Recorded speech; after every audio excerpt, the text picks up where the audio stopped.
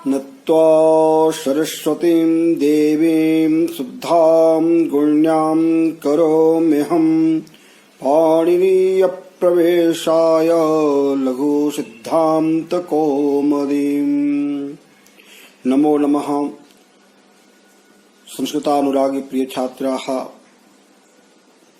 प्रिय छात्रों, कल मैंने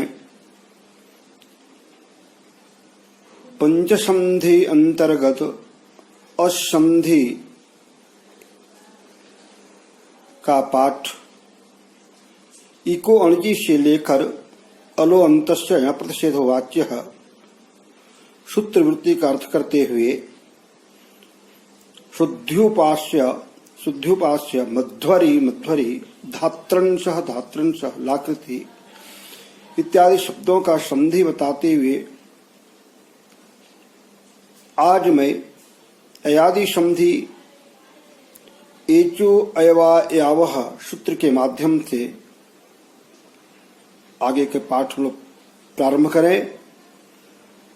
एचो अयवायावः सूत्र है वृत्ति एच क्रमात् अय अव आय आव एते शूरची, अर्थात एच ए ओ ऐ औ के स्थान में क्रमात् पंचम्यंत क्रम से अय अव आय आव आदेश हो अचि सप्तम्यंत अच परे रहने पर।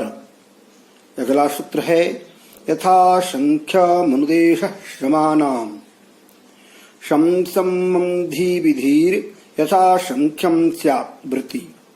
संबंधी विधि यथा संख्य होती है, अर्थात यदि उद्देश्य तथा प्रतिनिर्देश स्थानीय और आदेश की संख्या समान होने पर वहां पर आदेश क्रम से प्रथम को प्रथम, द्वितीय को द्वितीय आदेश होता है।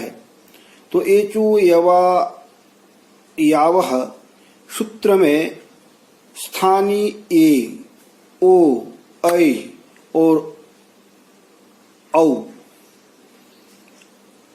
उनके स्थान में अय, अव, आय, आव ये चार आदेश कहे हैं। ये यथा संख्य क्रम से होंगे, अर्थात एक के स्थान में अय, ओ के स्थान में अव, ऐ के स्थान में आय और औ के स्थान में आव आदेश। तो इस प्रकार से आगे चलेंगे।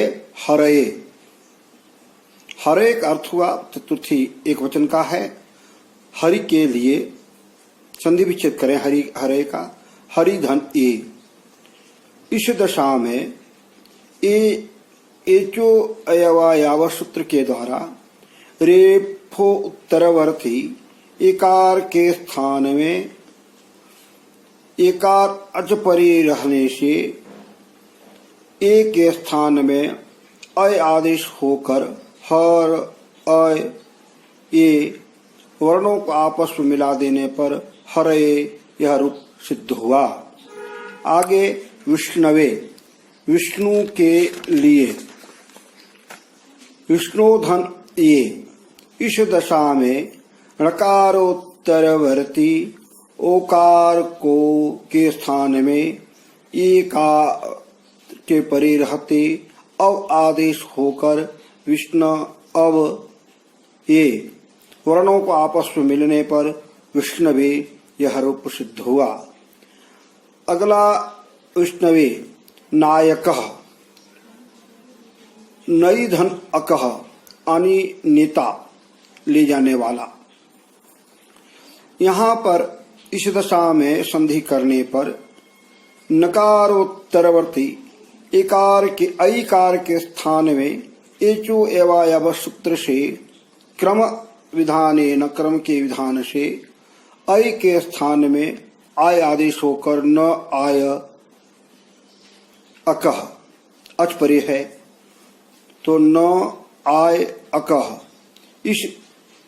स्थिति में वर्णों को आपस में मिलाने से रूप सिद्ध हुआ नायकः। पावकः पौ धन अकः। पौ माने पवित्र अग्नि। पकारोत्तरवर्ती ओकार को एचो एवं याव सूत्र के द्वारा क्रम के प्रकार से औ के स्थान में आप आदेश अच परे अकह का अ है। तो पौ में औकार का आदेश होने पर प आव अकह, इस दशा में वर्णों को आपस में मिला देने से पावकः रूप सिद्ध हुआ। हरये विष्णवे नायकः पावकः। अब आगे सूत्र हम चलेंगे। वांतो ही प्रत्यय, यह सूत्र है, इसकी वृत्ति है यकारादो प्रत्यय परे ओ दो तो अव आव एतौ स्तः गव्यम नाभ्यम। यकारादि प्रत्यय परे रहे ते ओ और औ को क्रम से अब आव आदेश होते हैं। तो अगला जो हम गव्युति गव्यम नाभ्यम संधि विच्छेद करेंगे। गौधन्यम, गव्यम का अर्थ हुआ गौ का विकार।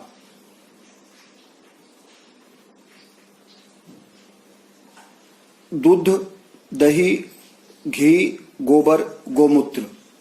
संधि विच्छेद करें गोधनियम। सूत्र लगाए यहां पर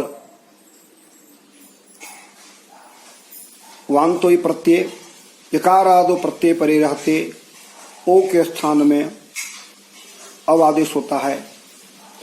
तो गौ का गकारोत्तरवर्ती ओकार के स्थान में औ है, उसके स्थान में अव आदेश हुआ।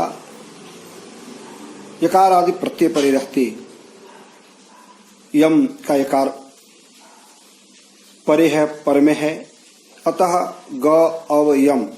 अब गव यम इस दशा में वर्णों को मिलाने पर गव्यम रूप सिद्ध हुआ।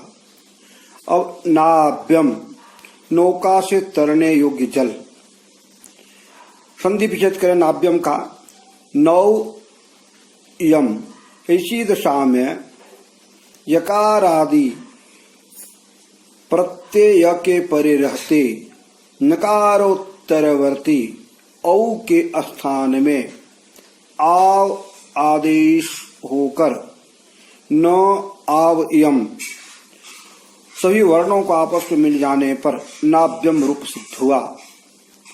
यस्याम नद्याम नाभ्यम जलम द्योतते, इस नदी में नाव चलाने के योग्य जल है, इसका अर्थ हुआ। यहाँ यह बात ध्यान देने की है, गो शब्द से विकार अर्थ में गोपसयोर यत, इस सूत्र से यत प्रत्यय होते हैं और यकार का लोप तकार का लोप होकर तदितांत होने से कृत समासाच्य सूत्र से प्रातिपदिक संज्ञा होकर स्वादि की उत्पत्ति असुप्रत्यय होकर नापुंसक होने से आम आदेश हुआ। तो वहां गव्यम इत्यादि बनते हैं तदितांत प्रत्यय। यहाँ संधि बताया गया गव्यम नाभ्यम। आगे सूत्र है अध्व परिमाणे च, यह वार्तिक है। अध्व परिमाणे च गव्युति ही, अर्ध मार्ग के परिणाम अर्थ में भी गो शब्द के आगे युति शब्द रहे तो ओकार के स्थान में अब आदेश होता है। शब्द है गव्युति। गव्युति शब्द का अर्थ अमरकोश में किया गया है गव्युति स्त्री क्रोश युगमम इत्य अमरः, अर्थात गव्युति शब्द का प्रयोग दो कोश परिणाम अर्थ में होता है और यह स्त्रीलिंग पद है।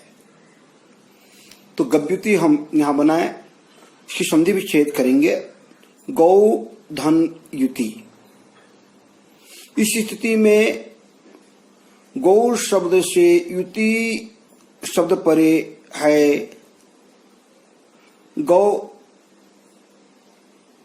गकारोत्तरवर्ती योकार के स्थान में अब आदेश होकर ग अव युति आपस में मिलने से गव्युति रूप सिद्ध हुआ।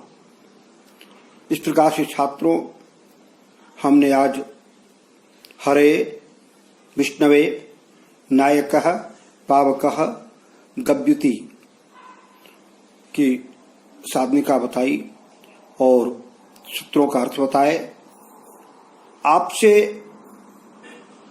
आपको ये आदेश है, लघु कौमुदी के सूत्र वृत्ति को भी आप तैयार करते जाएं।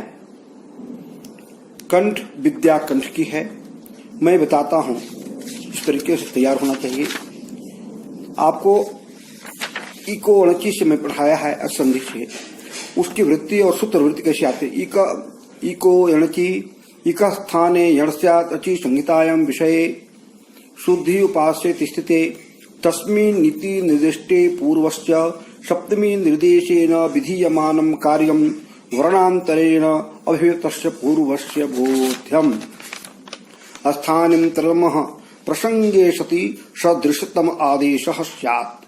शुद्धय उपास्य इति जाते अनचि च अजः परस्य अरो द्वे वास्तो न तत्त्वचि इति धकारस्य द्वित्वम् झलां जषझसि अस्पष्टम् इति पूर्वधकारस्य दकारः संयोगान्तस्य लोपः संयोगान्तं यत्पदं तदन्तस्य लोपः स्यात्। अलो अन्तस्य षष्ठी निर्दिष्टो अन्त्यादेशः स्यात् इति अलोपे प्राप्ते यणः प्रतिषेधो वाच्यः।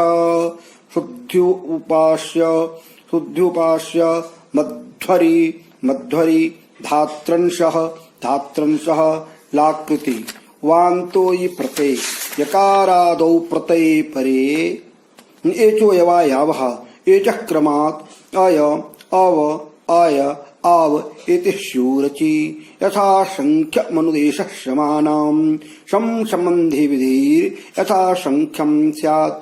हरे विष्णवे नायकः पावकः वान्तो यि प्रत्यय यकारादौ प्रत्यये परे ओदोतो अव आव इतो स्तः गव्यम नाव्यम अध्व परिमाणे च गव्युति। यहाँ तक आप सभी लोग शुद्ध वृत्ति को याद करें। आगे कल गुण के विषय में, गुण संधि के विषय में चर्चा करेंगे